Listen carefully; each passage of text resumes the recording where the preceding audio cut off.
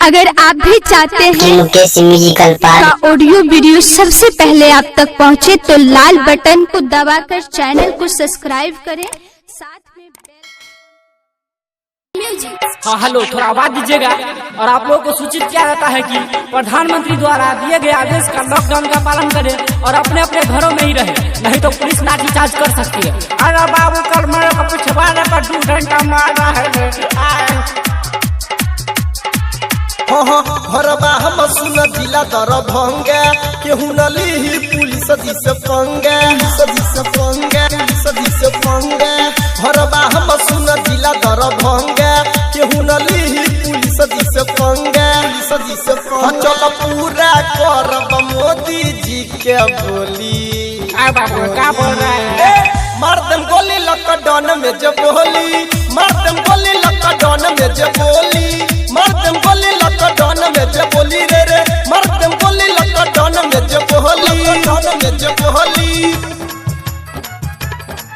Lockdown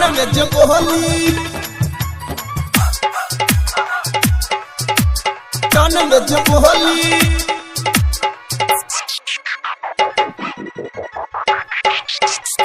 अभी आप सुन रहे हैं लानत म्यूजिक की शानदार प्रस्तुति।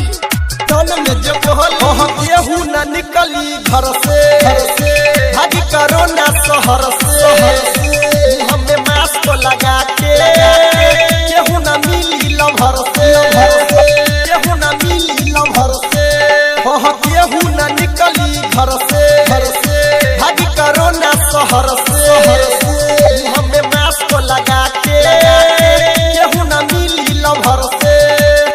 खबर छपाइले देखो पूरा अखबार हो, जे निकली बाहर खाई खूबे मारा संग में निकले नहीं खे देता 5 गो टोली। मार देम गोली लॉकडाउन में जब बोली, मार देम गोली लॉकडाउन में जब बोली, मार देम गोली लॉकडाउन में जब बोली रे मार देम गोली लॉकडाउन में जब बोली, लॉकडाउन में जब बोली,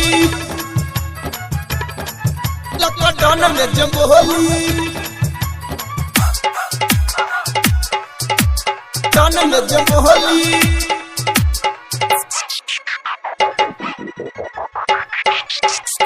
अभी आप सुन रहे हैं लानत म्यूजिक की शानदार प्रस्तुति। लॉकडाउन में जब बोली सुना न चंदू किसान पूरा कदन तू मिसा रोदा पानी कले से पहिले लेली हम तू परमिशन, लेली हम तू परमिशन।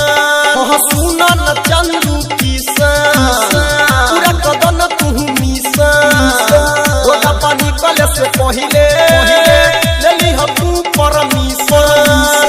यहाँ चली ना केहू के रंगदारी, आगे खड़ा बा पुलिस के गाड़ी। ऐसे लतियाई सुनाए भाई मारे लचका जैसे गोली।